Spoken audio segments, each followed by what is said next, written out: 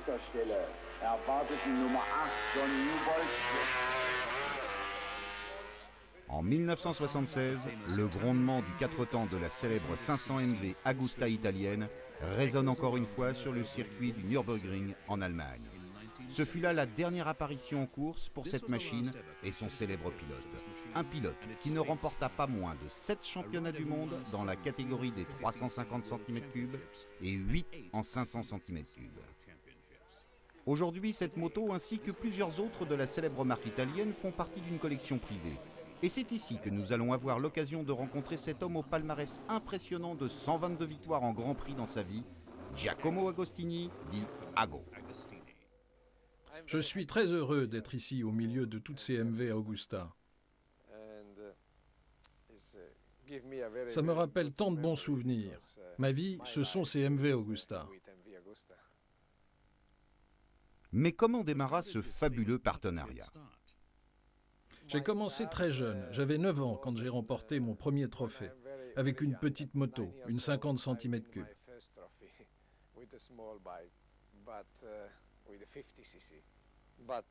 Mais ma première véritable victoire a eu lieu en 52, avec une moto Morini.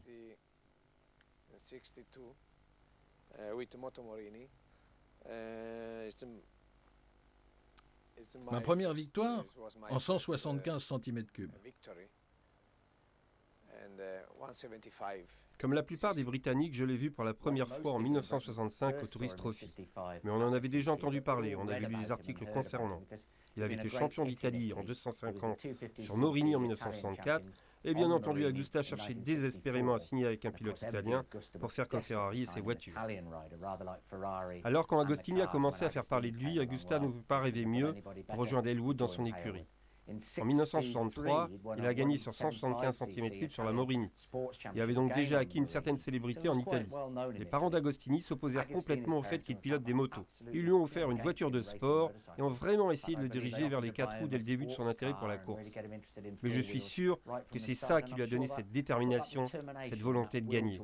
Il a défié ses parents en pilotant la Morini.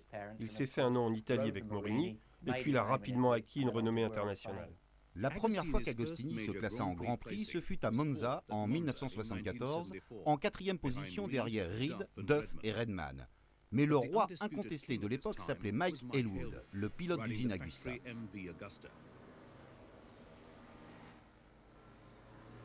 Mike fut champion du monde en 500 cm3 de 1962 à 1965.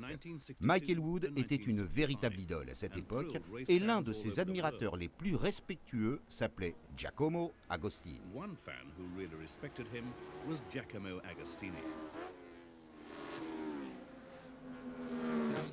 Quand j'ai commencé à courir, en fait tout au long de ma carrière, j'ai souvent été en compétition avec plusieurs très bons pilotes.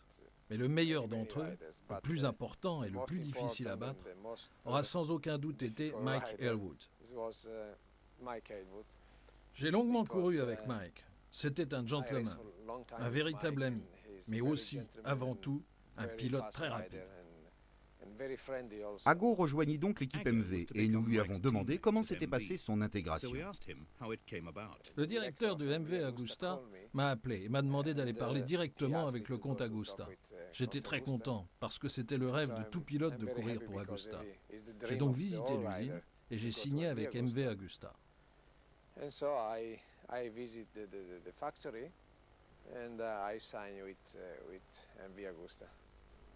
L'une des premières courses d'Ago sur MV eut lieu sur l'île de Man en 1965. Cette course alignait les pilotes rivaux habituels comme Jim Redman, Phil Reed et bien entendu les deux pilotes Agusta, Mike Elwood et Giacomo Agostini. C'est également en 1965 que Nick Harris fit ses débuts. Je me rappelle très bien la course des 500. C'était ma première visite sur l'île de Man et aussi ma première participation au Tourist Trophy. Cette course allait devenir légendaire. J'étais assis sur un muret et j'attendais Agostini. Je voulais voir le nouveau héros italien. Il est arrivé mais n'a pas eu de chance ce jour-là. Il est tombé au deuxième tour, la MV s'est couchée. Les conditions météo étaient catastrophiques, typiques de l'île de Man. Il n'a pas été blessé, mais la moto était trop endommagée pour pouvoir continuer. Il n'était pas vraiment le meilleur des débuts pour Agostini, mais il avait quand même terminé 3e en 350 et n'était donc plus inconnu du public britannique. Il est ensuite revenu en 66 et a fini premier en 350. C'est là qu'a commencé sa grande carrière au Tourist Trophy. Elwood remporta la course des 500 cm3 et Jim Redman s'empara du titre en 350 sur sa Honda. Mais alors, de quand date la première victoire d'Agostini en Grand Prix? Ma première victoire en Grand Prix a eu lieu à Nürburgring en 350. J'affrontais Jim Redman, Luigi Taveri et Mike Elwood. C'était très impressionnant parce que je connaissais tous ces gens par les journaux. Et quand je les ai battus, je n'arrivais pas à y croire. Je me suis longuement demandé si ce n'était pas un rêve, mais j'avais tout simplement fait une bonne course.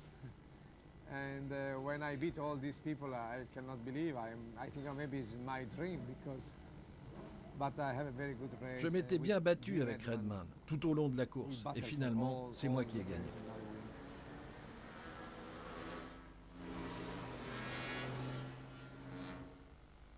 Agostini affronta de nouveau Redman en 1965 lors du Grand Prix d'Assen aux Pays-Bas. Mais cette fois, Redman prit sa revanche sur le jeune Italien.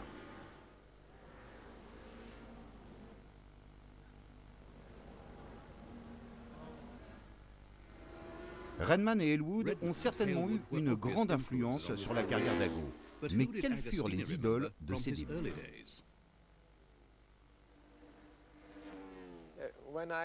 Quand je pense à la course, les gens que j'ai réellement beaucoup appréciés sont Carlo Ubbiali et Gary Hocking. Ces deux motos leur ont d'ailleurs appartenu.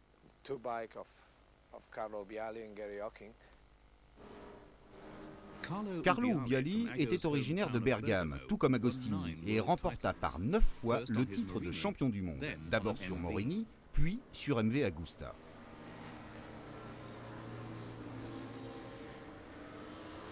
Gary Hocking fit quant à lui une brillante mais éphémère carrière au guidon de sa MV privée. Il quitta la moto en 1961 et trouva la mort dans un accident de Formule 1. Il avait en commun avec Agostini d'apprécier tout particulièrement le circuit de l'île de Man.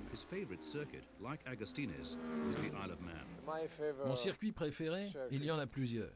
Mais j'aime beaucoup celui de l'île de Man, pour son tracé.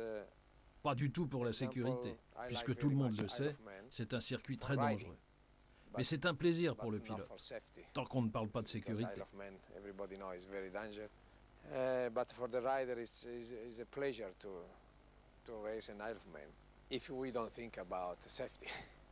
En 1967, on célébrait le 60e anniversaire du Tourist Trophy.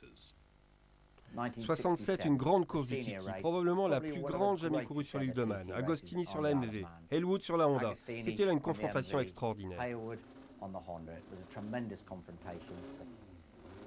Agostini pilote alors une nouvelle MV 3 cylindres sur laquelle le manager de l'équipe, Arturo Magni, avec tous ses mécaniciens, travaille depuis la victoire du jeune pilote italien dans la première manche du championnat du monde à Hockenheim. Ils espèrent qu'une meilleure tenue de route va contrebalancer le manque de puissance de la MV face à la Honda 4 cylindres de Elwood. Les mécaniciens japonais ont eux aussi fait du bon travail. Mais pourquoi donc Elwood a quitté l'écurie MV Agusta pour rejoindre le team Honda? Charlie Rousse nous donne son avis sur la question.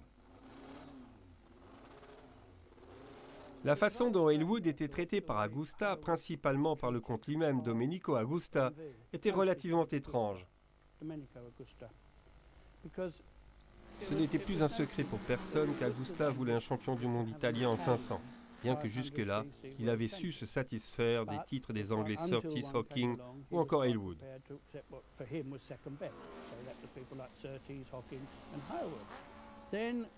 Et puis soudain est apparu Agostini. Et bien qu'il soit sous contrat avec Agusta, il est devenu clair pour tous les journalistes dont je faisais partie à l'époque qu'Elwood était en train de devenir le deuxième pilote. Agostini était devenu pilote numéro 1 de l'équipe et se voyait confier à la nouvelle 3 cylindres, la 350. Agostini was up front. He was the named rider for the new 3-cylinder machine, the 350 at first. Alors Mike l'a très mal pris et c'est à contre-cœur qu'il a signé avec Honda. Il n'avait aucun a priori sur les motos japonaises, il était même plutôt heureux chez Agusta. Il appréciait l'atmosphère de l'équipe italienne, tout particulièrement Arturo Magni et les mécaniciens.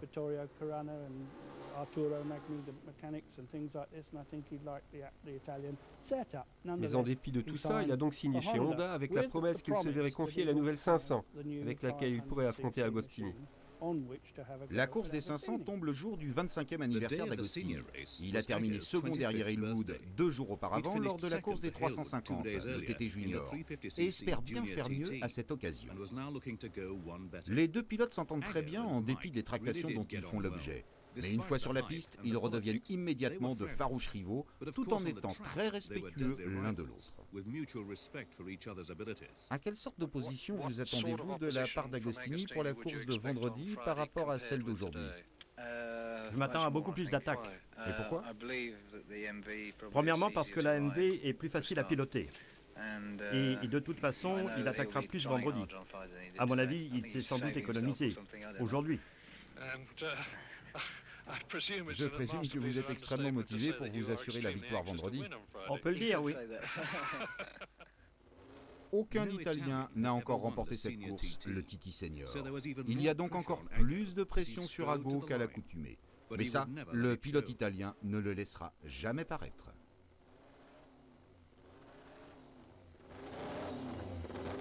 Mike s'occupe également de son côté avec certains petits détails, de façon à ne pas laisser le stress l'envahir. Le départ va bientôt être donné et le public s'impatiente. Elwood part en premier. 30 secondes plus tard, c'est au tour d'Agostini. Il ne doit pas permettre à Elwood de creuser l'écart et dans le meilleur des cas, il tentera même de le dépasser. Il lui reste pour cela 364 km de course. 30 seconds later, Agostini with his MV3, all tensed up for one of the most important races in his career. And another scintillating getaway. Hailwood rounds the tricky right-hander in superb style, but from here on, he'll have his work cut out to stave off Agostini's better handling MV. And here's Ago, still 30 seconds behind Mike, but that's with only a mile gone and another 225 to go. Des lignes droites à plus de 250 km/h sur des revêtements pour le moins bossés. Premier Elwood, deuxième Agostini. Mais laissons à Charlie Rousse le plaisir de nous raconter cette course. J'étais là, et c'est une des courses dont je me souviendrai toute ma vie, parce que le pilotage d'Agostini ce jour-là fut vraiment exceptionnel. Personne ne pouvait s'imaginer qu'il était possible de piloter avec un tel acharnement.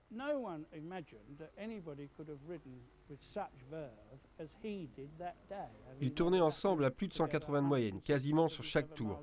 Agostini menait la course, il pilotait la nouvelle MV 500 3 cylindres et Elwood était bien entendu aux commandes de la nouvelle Honda.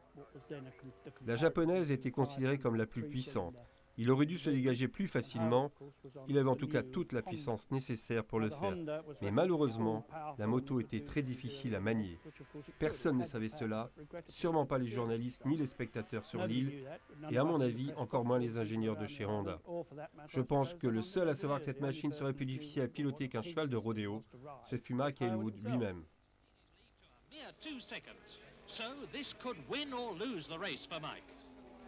Goggles changed, fuel still going in, and there's Agostini. What a sight! The first two refueling next to each other. But Mike's in trouble. He's frantically hammering up a loose twist grip. This could change everything. So Mike's been lapping it over 108 with a sloppy throttle control. Fantastic. But now this pit stop's losing him valuable time. He's away. His stop, 47.8 seconds. Now, what about Agostini's time? More or less? He's off after 37 seconds. So, as he starts his fourth lap, Agostini leads Hailwood by 12 seconds, but with 113 miles still to go. And leading on the road on lap 2, Hailwood well out in front. Hailwood through Kirkmichael, and he's gaining. Agostini into Kirkmichael, only 3 seconds lead now. La tête de la course change constamment. Agostini mène tout d'abord avec 8 secondes d'avance. Elwood reprend la tête et creuse l'écart en allant repousser l'Italien jusqu'à 10 secondes.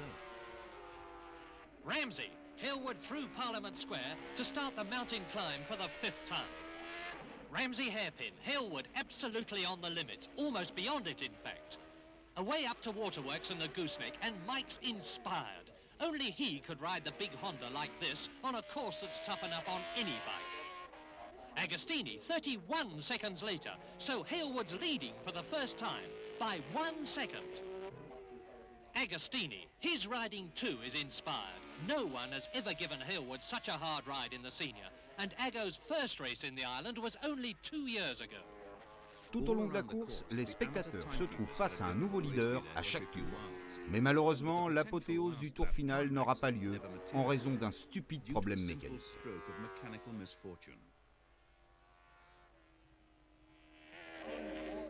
C'était sur l'île de Man. La course avait été très difficile, avec une belle bataille contre Halewood. Et lors du dernier tour, ma chaîne s'est brisée.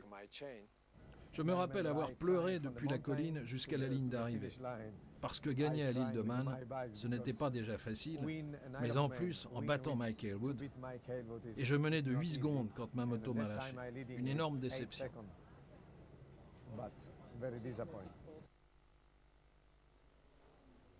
Alors que la MV privée de sa chaîne est ramenée vers le paddock, Agostini, extrêmement déçu, s'éloigne de l'agitation du circuit. Mais en bon italien, il décide de célébrer différemment son anniversaire.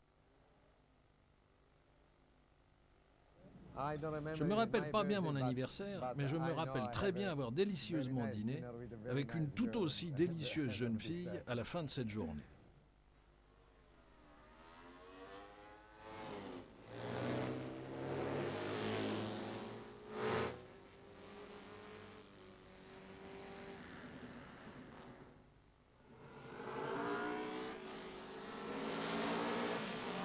Le Grand Prix suivant se déroule à Assen, aux Pays-Bas. On y retrouve un nouvel affrontement, Halewood-Agostini.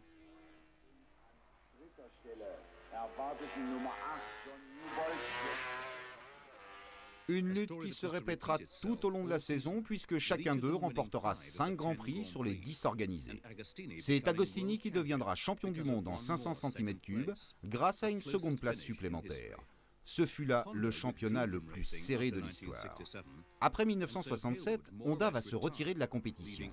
Halewood se retrouve donc au chômage technique et laisse Agostini sans réelle adversité.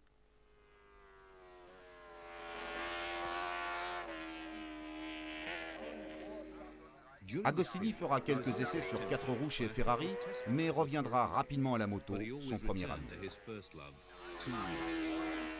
En 1968, il remportera les 10 manches du championnat en 500 cm3 et pas moins de 7 en 350 cm3. C'était là une éclatante preuve de ses talents de pilote et de la fiabilité de la MV Agusta. Nous voici maintenant en 1972 et l'Italien est de retour sur l'île de Man dans l'idée de continuer sa formidable série de victoires en 350 et en 500. Sur les 8 manches courues, il en a déjà remporté 7. Sa seule défaite lui ayant été imposée par Tony Jeffries sur Yamaha au TT Junior.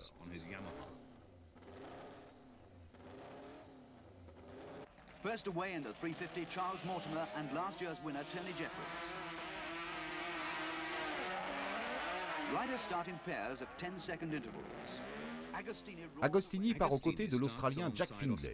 Mais personne n'est capable d'égaler pour l'instant l'alliance magique du pilote italien et de sa nouvelle MV. Ago fait encore une fois une nouvelle démonstration de pilotage, de puissance et de maîtrise lors de cette 9e victoire.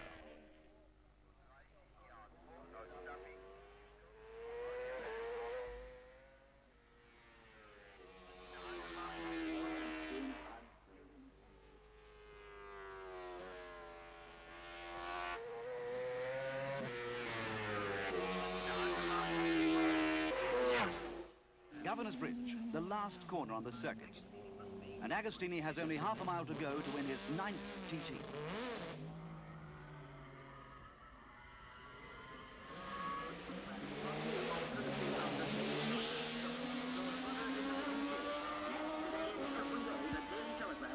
He crosses the line with a new 5-lap race record to his credit.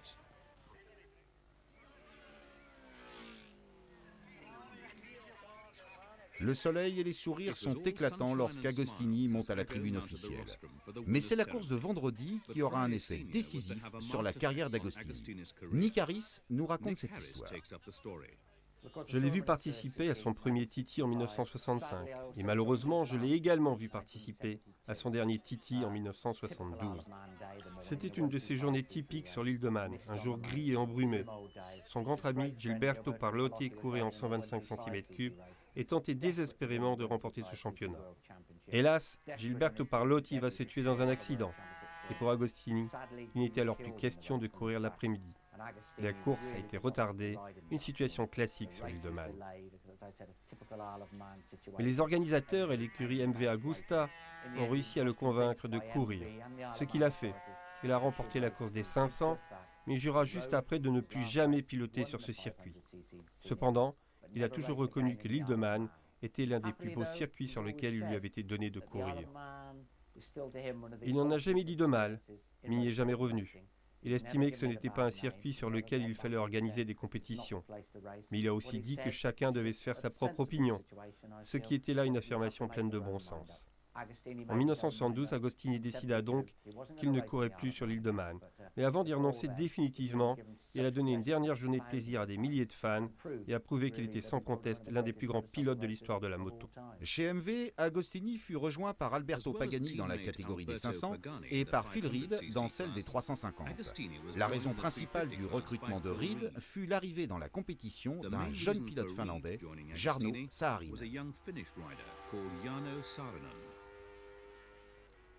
Quand j'ai rejoint l'équipe MV, Agostini s'est senti menacé.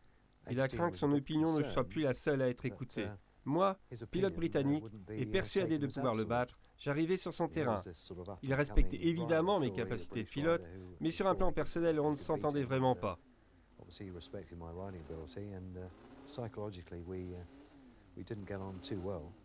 On gardait donc nos distances, mais je le considérais avec beaucoup de respect parce que c'était vraiment un excellent pilote. Dès que le départ était donné, il attaquait et restait brillant tout au long de la course. D'après moi, seul Halewood était en mesure de l'égaler.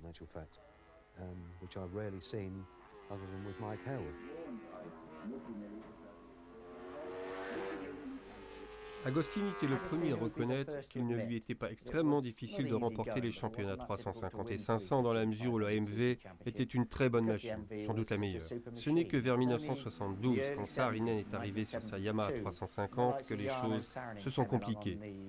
C'est lui qui le premier a commencé à faire passer de très mauvais moments à Ago. Mais pour moi, Ago en fut ravi. La course devenait ainsi bien plus intéressante. Phil Reed a ensuite rejoint l'équipe MV en 1973, ce qui a donné un deuxième adversaire de taille à Ago, tant sur la piste qu'en dehors. Ils ont tous commencé à faire des courses vraiment spectaculaires. Le public s'amusait de plus en plus, et Ago aussi d'ailleurs. Saarinen éclaira véritablement la scène des Grands Prix et ses combats avec Ago restent bien présents dans la mémoire de ceux qui ont eu la chance de les suivre. On a fait quelques courses fantastiques. On se battait avec les deux MV contre Saarinen, qui était vraiment un pilote d'exception.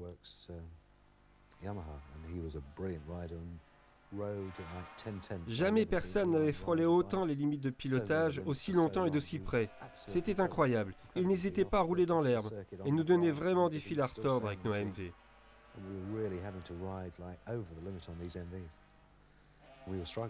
C'est à ce moment-là que l'usine a décidé de préparer les nouvelles 4 cylindres pour nous donner plus de chances de succès.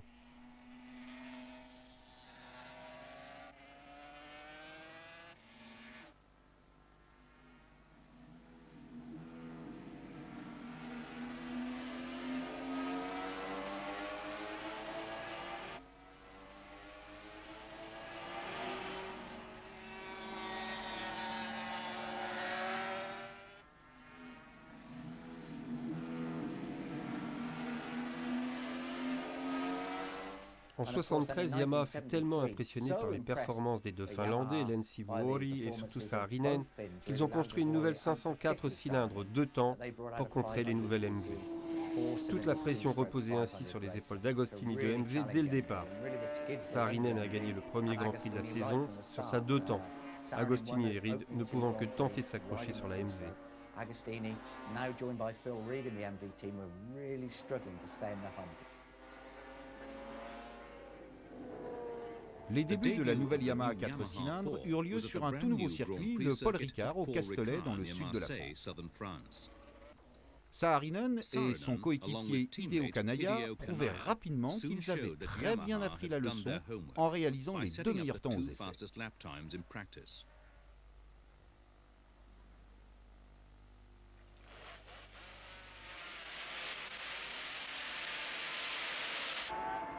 Quand le drapeau du départ s'abaissa, c'est Phil qui sortit le premier, suivi de près par Agostini et Saarinen.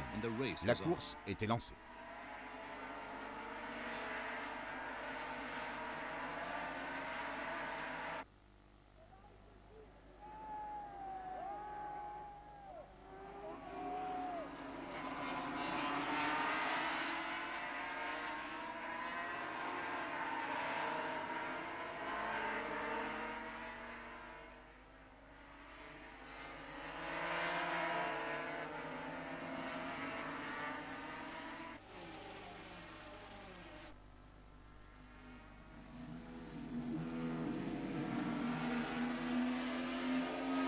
À la mi-course, le Finlandais gardait toujours une sérieuse avance, alors qu'il semblait évident qu'Agostini poussait sa machine à la limite. Mais alors qu'Ago tente de dépasser des attardés, l'inévitable se produit. Heureusement, les deux seules choses sérieusement touchées seront la moto de l'Italien et sa fierté.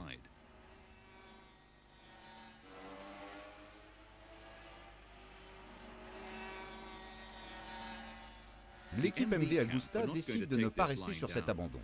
Ainsi, dès le Grand Prix suivant, au Salzburgring, en Autriche, Agusta aligne une nouvelle machine afin de relever le défi lancé par Yamaha.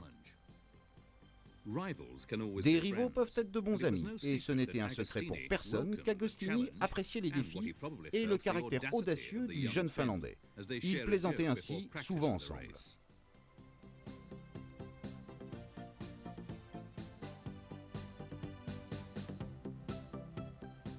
Agostini battit le record du tour aux essais, mais malheureusement, la MV cassa. L'Italien dut endurer l'humiliation d'un remorquage par Saarinen. Le jour de la course se leva sous un ciel de plomb, et c'est Reed qui jaillit le premier de la grille de départ sur la deuxième MV, suivi de près par Saarinen.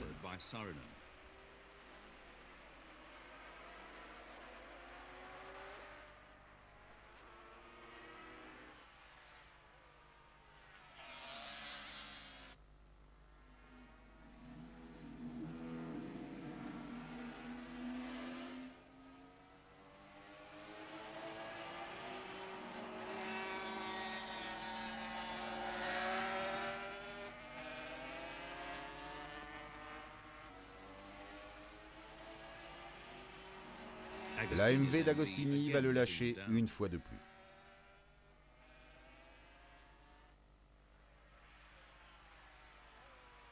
Le Grand Prix suivant eut lieu à Hockenheim, en Allemagne. Après un triste départ, la MV d'Agostini rendit une nouvelle fois l'âme.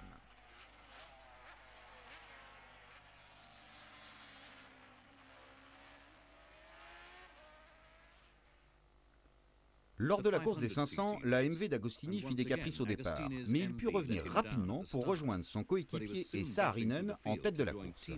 Laissons à Nick Harris le soin de nous raconter la fin de l'histoire. Cela aurait dû être la plus grande saison de tous les temps, en 500 cm3. Mais soudain, tout s'est transformé en une terrible tragédie. En 1973, à Monza, Saarinen et Pasolini se sont tués pendant la course des 250. Le Grand Prix d'Italie a donc connu une fin tragique, alors qu'il devait devenir le théâtre du plus beau des affrontements entre Yamaha et MV, Saarinen et Agostini.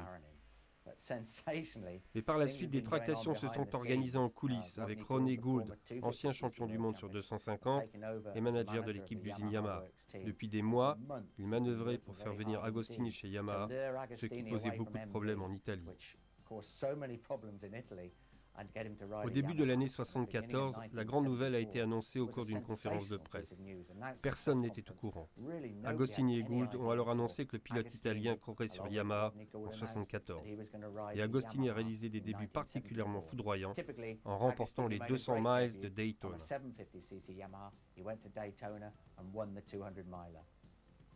Daytona n'était pas un Grand Prix comptant pour le championnat du monde, mais au fil des ans, l'épreuve était devenue la course d'ouverture de la saison pour les équipes d'usine. Les années 70 furent la seule période durant laquelle les pilotes européens vinrent se mesurer aux Américains, ces derniers étant trop impliqués dans leur propre championnat pour se déplacer jusqu'en Europe. Agostini dut s'habituer à piloter une nouvelle moto équipée d'un moteur 2 temps, alors qu'il était habitué jusqu'ici à sa MV Agusta 4 temps. Il dut composer avec une nouvelle équipe, de nouveaux mécaniciens, et en Amérique, il rencontra de nouveaux adversaires comme Roberts, Castro, Romero ou encore Nixon. La pression était réellement très présente.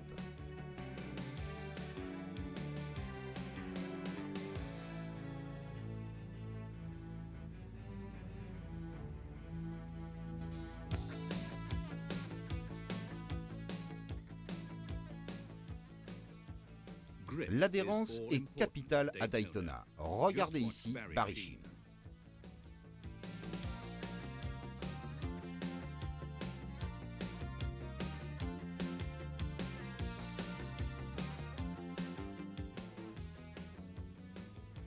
La course n'aurait pu mieux se dérouler pour Yamaha et Agostini, même si ce dernier en avait lui-même écrit le scénario.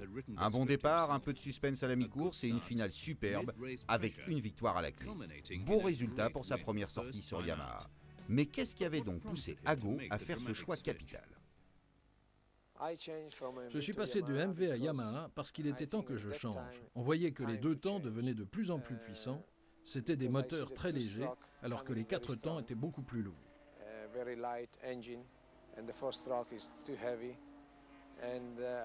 Je me suis dit que l'avenir appartenait aux moteurs 2 temps. C'est pour ces raisons que j'ai signé chez Yamaha. Il n'y avait pas une différence énorme entre un 4 temps et un 2 temps, mais il fallait s'y habituer. En fait, le 4 temps est plus lourd et possède un frein moteur plus important. Avec le 2 temps, quand vous freinez et que vous essayez de changer de vitesse en même temps, la moto ne s'arrête pas. With the 2-stroke, when you go to braking and you try to change the gearing, the bike doesn't stop. But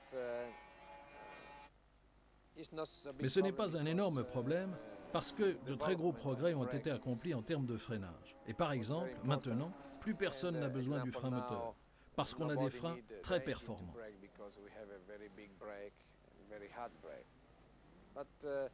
En gros, sur l'une, il est difficile de freiner, mais sur l'autre, le moteur est plus léger. Elles se valent l'une l'autre. S'il était évident qu'Agostini était un bon pilote, il se révéla également être un excellent technicien. Écoutons Ian McKay, son ancien mécanicien. À l'époque où je travaillais avec lui, c'était véritablement le plus grand pilote de son temps. Il avait vraiment compris les motos et il voulait le top. Il faisait en sorte de tirer le meilleur de chaque moto et de se trouver ainsi sur ce qui se faisait de mieux.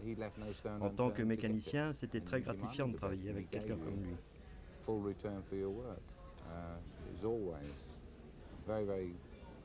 Il était très technique, il connaissait les moteurs, les systèmes de suspension. Même s'ils étaient limités à l'époque, il comprenait très bien leur fonctionnement et savait en tirer le maximum. Il y avait d'autres pilotes qui avaient de très grandes capacités, mais à mon avis, Agostini était le seul à cette époque à posséder de telles connaissances techniques. Il connaissait indubitablement les aspects techniques, et quand il ne les connaissait pas, il s'y intéressait, finissait par tout savoir, et trouvait toujours une solution.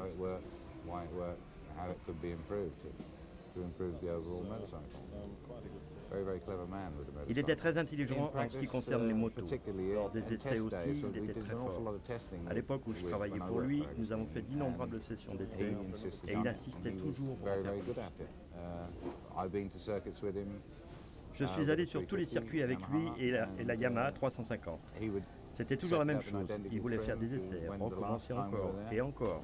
Il était d'une précision absolue. Il savait avant les résultats s'il avait bien tourné ou non. Et s'il y avait un problème, il exigeait de nous qu'on soit capable de lui apporter une solution. Il enregistrait tout. Tout était consigné, noté. C'était pour lui le meilleur moyen de progresser. Il notait comment les suspensions s'étaient comportées, si l'embrayage était au point, de quel numéro de moteur il s'agissait. Il savait tout. C'était vraiment un grand professionnel. Agostini connaissait toutes les configurations moteurs et les différents rapports de boîte de vitesse. Il était ainsi capable de déterminer ce qui n'allait pas. Tout devait toujours être fait à la perfection et rien n'était jamais laissé au hasard avec Ago.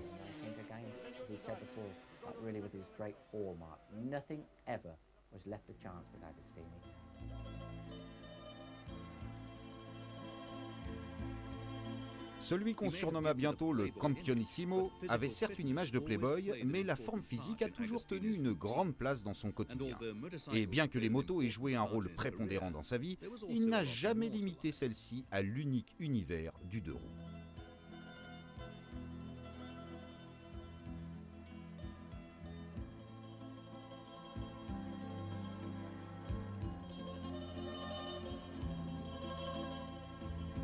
Ago était un vrai professionnel dans tous les sens du terme.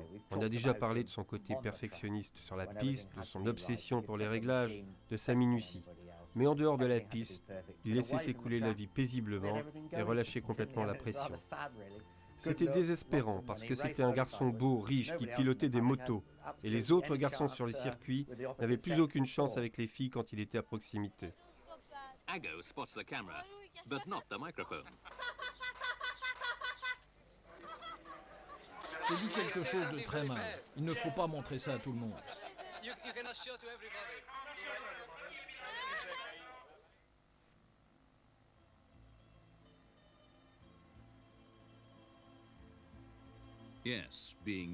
Et oui, être beau, jeune, riche et champion du monde peut procurer certains avantages.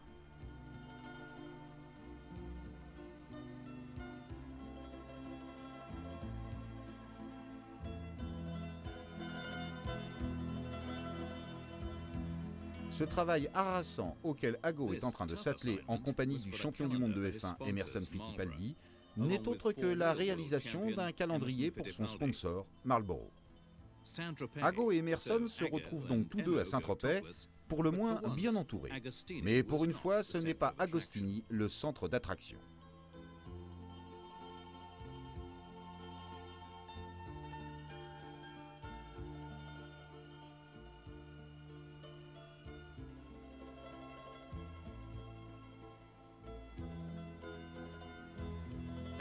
En effet, au départ de la saison 1974, l'ancien coéquipier d'Agostini chez MV est devenu son plus redoutable rival. Phil Reed nous donne son propre avis sur le style d'Ago. Vous savez, Agostini est italien. Dans son pays, les fans et les journaux l'adulent, puisque comme vous ne l'ignorez pas, les Italiens sont très passionnés. Donc tout ça s'est développé et il est devenu quasiment aussi respecté que le pape. Quand il arrivait sur un circuit au volant d'une de ses Ferrari ou Maserati, il déplaçait les foules. Il était très doué pour le spectacle. Personnellement, ce qui m'intéressait, c'était de gagner les courses. Pas vraiment le côté spectacle et tout ce battage médiatique. Mais lui, en plus, il s'arrangeait toujours pour arriver avec les deux plus belles filles accrochées à ses bras.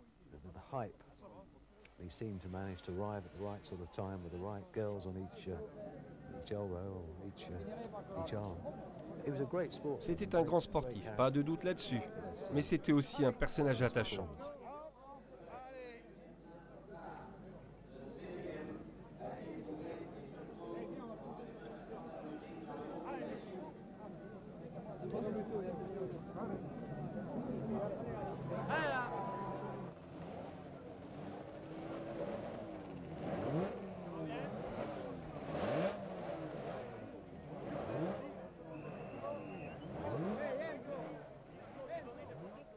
Après l'énorme succès de Daytona, le Grand Prix suivant fut le Grand Prix de France à Clermont-Ferrand. Mais il a débuté en forme de désastre pour le pilote italien et sa Yamaha en 350. Ago nous a fait un départ catastrophique. Je crois qu'il était 15e à la fin du premier tour. Mais ensuite, il a poussé le 2 temps au maximum et a fini par remonter tous ses concurrents les uns après les autres et par remporter la course pour le plus grand plaisir de Yamaha. C'était un début victorieux pour Yamaha et pour lui en championnat du monde.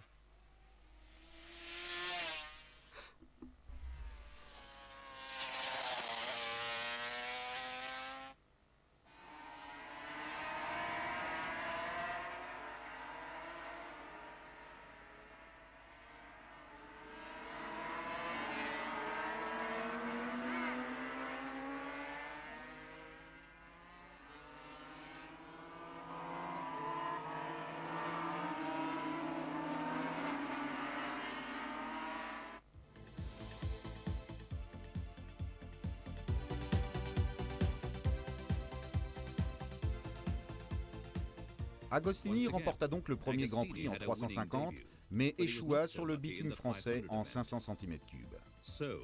Le départ de la Manche autrichienne allait se donner, comme d'habitude, sous un ciel très pluvieux, ce qui n'étaient pas les conditions climatiques préférées d'Agostini. Son plus grand rival serait à nouveau Reed sur MV Agusta.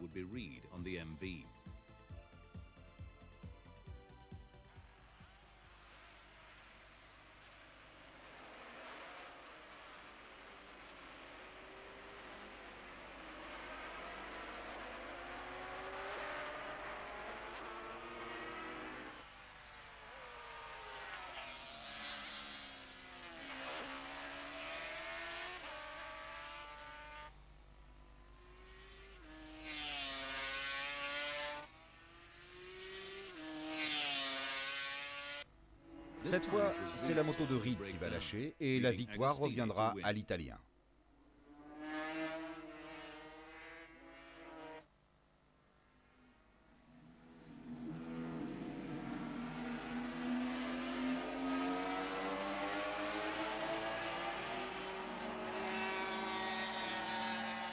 Mais Ago pouvait-il remporter aussi la manche des 500 en Autriche? Et la réponse fut oui. Un beau doublé qui allait se répéter une fois de plus à l'occasion du Grand Prix d'Assen aux Pays-Bas.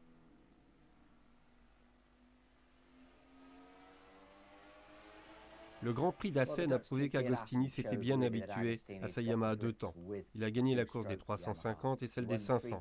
Un beau doublé. À présent, il était vraiment au point avec sa Yamaha. Ça lui a pris un peu de temps de régler les caprices du 2 temps, mais une fois la chose faite, la moto est devenue véritablement redoutable.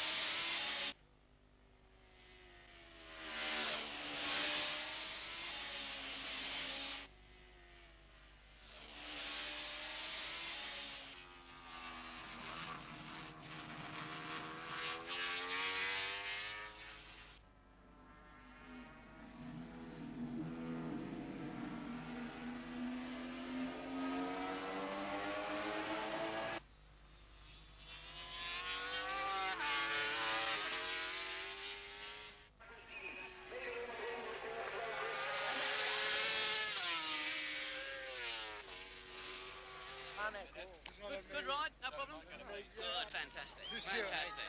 Good ride, terrific. What are you laughing? I don't know, I haven't got times. I haven't got times yet. C'est également à Assen qu'on fit la connaissance du nouveau pilote américain Yamaha, Kenny Roberts, que l'écurie japonaise avait convaincu de venir défier les Européens sur leur propre terrain. Mais la course se déroulant cette même année à Mallory Park en Grande-Bretagne fut l'occasion du premier incident entre les méthodes de l'Américain et celles de l'Italien.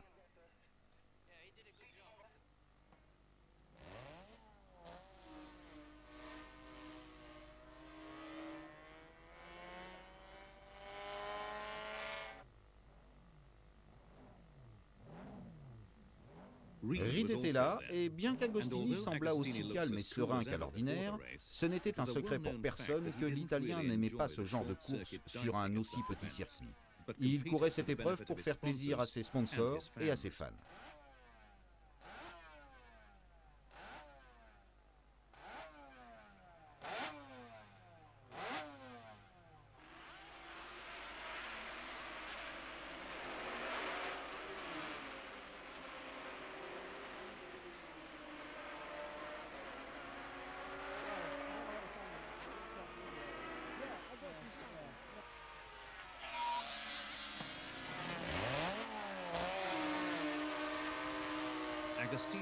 Ago se contente du tour de chauffe comme entraînement et réalise des essais parfaits. Dès le départ, il attaque Roberts pour prendre la tête dans le virage de Gerrard.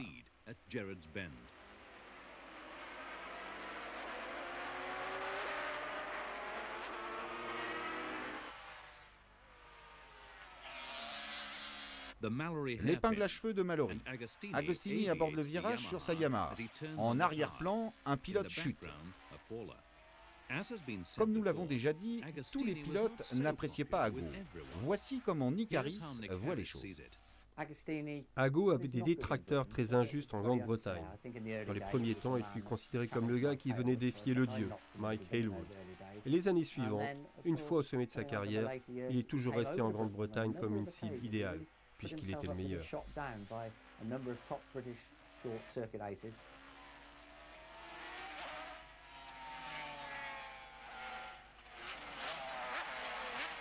Les dangers des petits circuits courts sont bien illustrés ici et ce genre de résultats, souvent inévitables, se produisent quand on pratique une course aussi serrée. Ici, c'est le pilote MV Gianfranco Bonera qui tombe après avoir fait un tout droit. Si Agostini n'était pas très populaire à certains endroits, chez lui, en Italie, c'était devenu un héros national. Quand Agostini participait à une compétition dans son pays, les organisateurs pouvaient compter facilement sur 10 à 20 000 spectateurs de plus, sans compter les spectateurs pirates, car l'ingéniosité des Italiens dans ce domaine n'est plus à démontrer.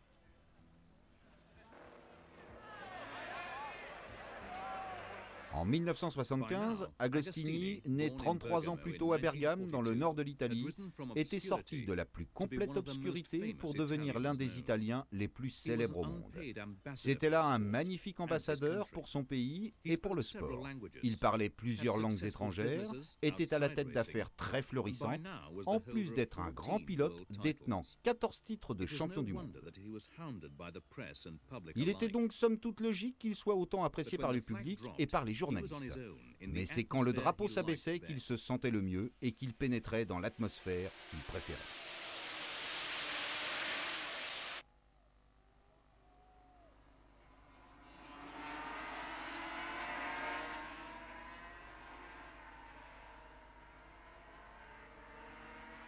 Ici, au Grand Prix d'Italie, en 350 cm3, il explique au jeune pilote français Michel Rougerie qu'il faut prendre les choses avec sérénité. Ago aimait se faciliter la vie. Il prenait les trajectoires les plus simples et allait juste assez vite pour gagner. Jamais plus, mais jamais moins. Et c'est précisément ce qui fit de lui un grand champion.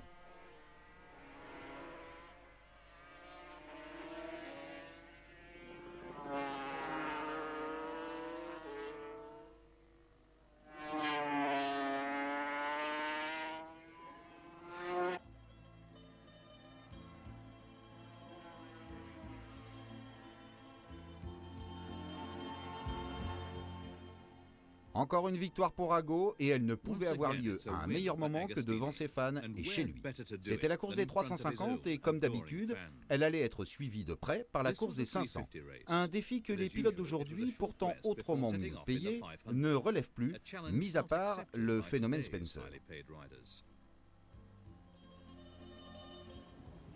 Oui, c'est difficile, mais j'ai toujours aimé courir les deux courses. Peut-être que je suis plus fort que les pilotes d'aujourd'hui. Non, je rigole, mais j'aime les deux catégories, c'est vrai. Parce que quand on a fini une course, on n'a pas le temps de se reposer et on enchaîne sur une autre. On pilote de 9h du matin à 5h de l'après-midi. C'est très dur, mais j'aime ça.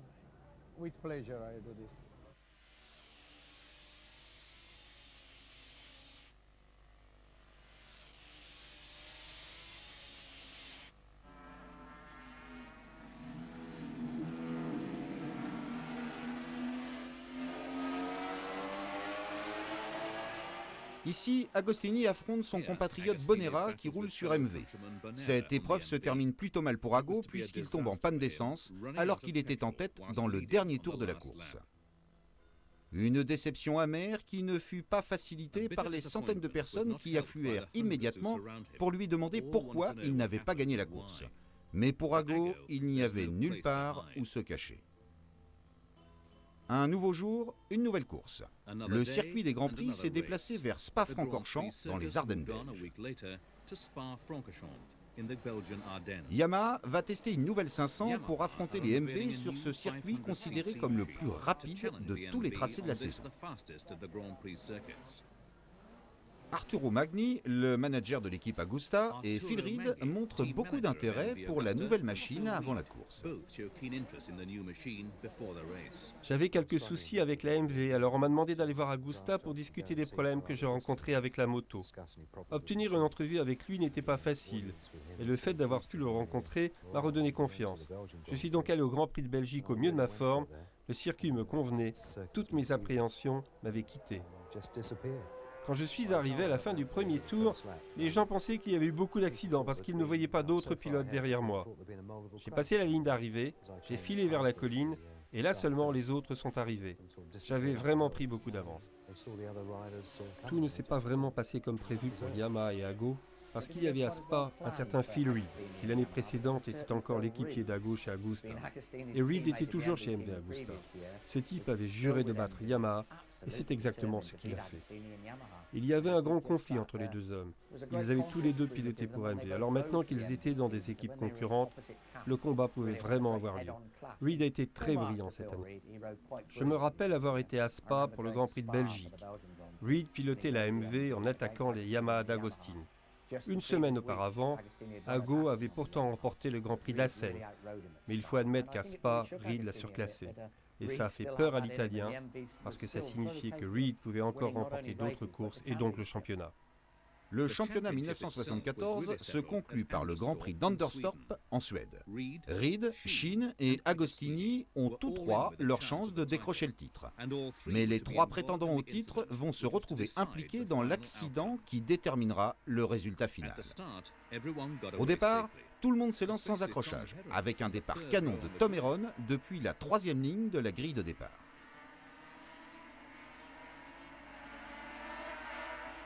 Alors que le peloton arrive à l'extrémité du circuit, Sheen tombe sur sa Suzuki et fait chuter Agostini.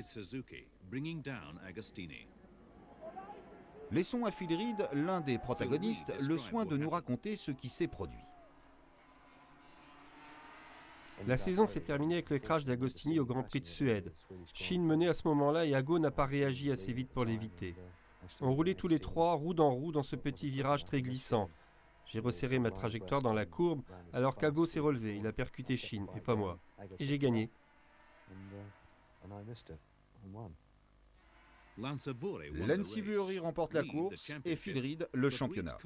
Mais les commentaires de Reed par la suite ne firent rien pour arranger les choses entre lui et... Il y a quelque temps, Agostini a dit que si on faisait courir sur la même moto, les 4 meilleurs pilotes du moment, parmi lesquels il vous fait figurer, eh bien, d'après lui, vous finiriez 4e. 4e ou 5e? Oui. C'est lui qui gagnerait, bien sûr. Oui. Que dites-vous de ça? J'en dis qu'au vu de ses résultats sur les 2 dernières saisons, c'est plutôt lui qui aurait toutes les chances de se retrouver 4e. Comme vous le rappeliez tout à l'heure, c'est un Italien et il a un fort tempérament, ce qui n'est pas une critique. Pensez-vous qu'il soit démoralisé? Sera-t-il capable de revenir? Il est en train de se nourrir de ce qui se dit dans la presse. C'est sa technique habituelle, ça le booste pour le début de la saison. À mon avis, il faut attendre de voir ce qui se passera et s'il fait de bons résultats aux 2 premiers Grands Prix. Bien sûr, en 1975, Yamaha et Agostini étaient au point. Ils ont dominé tout le championnat 500. C'était le vainqueur indiscuté de la saison et c'était aussi la première fois qu'une moto japonaise remportait le championnat du monde des 500. C'était très important pour Yamaha. Et malheureusement, l'équipe japonaise a décidé de se retirer de ce championnat. Et à la fin de la saison 75, Agostini s'est retrouvé alors sans machine.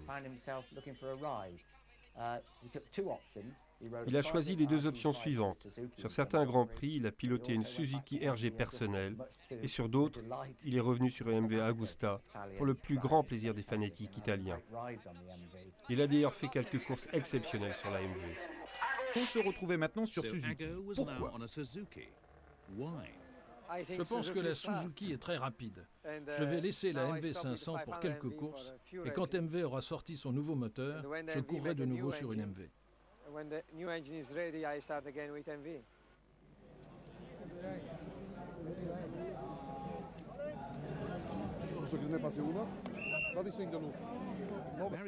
Barry Sheen était avec Reed le concurrent le plus dangereux d'Ago. Mais une fois de plus, le Campionissimo n'eut pas de chance puisque sa Suzuki connut des problèmes d'allumage.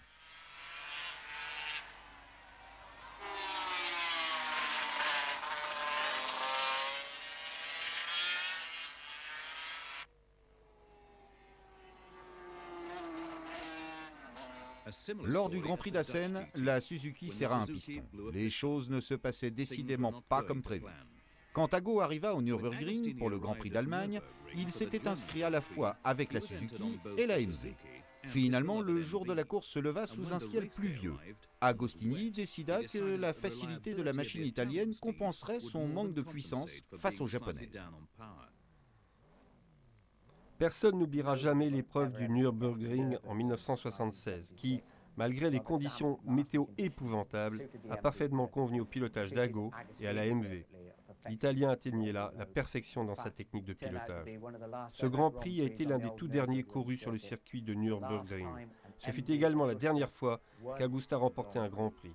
Cela a vraiment été une journée exceptionnelle ce jour-là en Allemagne. Si cela a aussi marqué la fin d'Agostini en tant que pilote et vainqueur de Grand Prix, quelle façon extraordinaire pour lui de terminer ainsi aux commandes du MV Agusta. Je pense que personne, même pas lui, n'aurait pu imaginer une meilleure fin.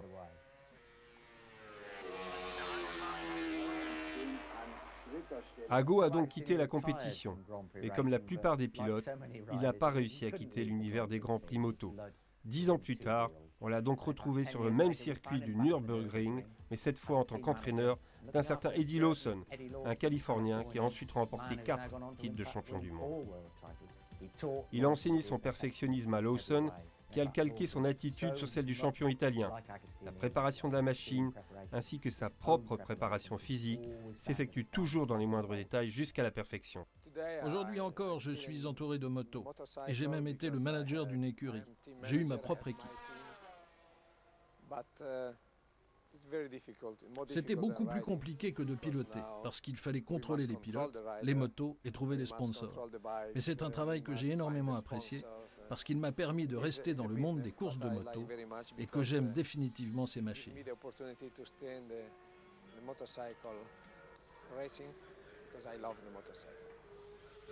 Son amour des motos le conduisit même à retourner sur l'île de Man en 91 pour y réaliser un tour de présentation sur la légendaire MV.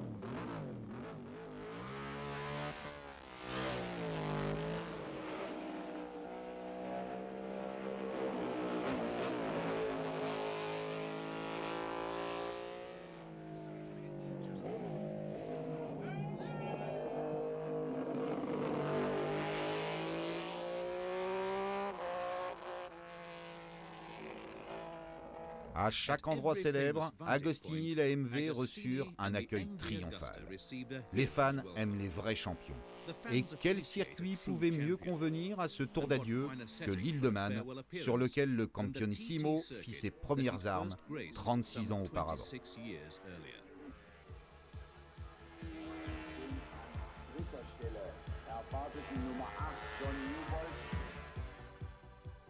Agostini était un vrai professionnel dans tous les sens du terme. Rappelons son perfectionnisme sur la piste. Il savait régler une machine mieux que quiconque. Tout devait être parfait, et même lorsqu'il était sur le podium, il s'arrangeait pour se tourner dans tous les sens, de façon à ce que la totalité de ses sponsors soit contents. Rien n'était jamais laissé au hasard avec Ago. C'est pour ça qu'il a remporté 15 titres de champion du monde et 122 grands prix. Et c'est pour ça que ce fut un si grand champion. Pour moi, il est le pilote de Grand Prix par excellence.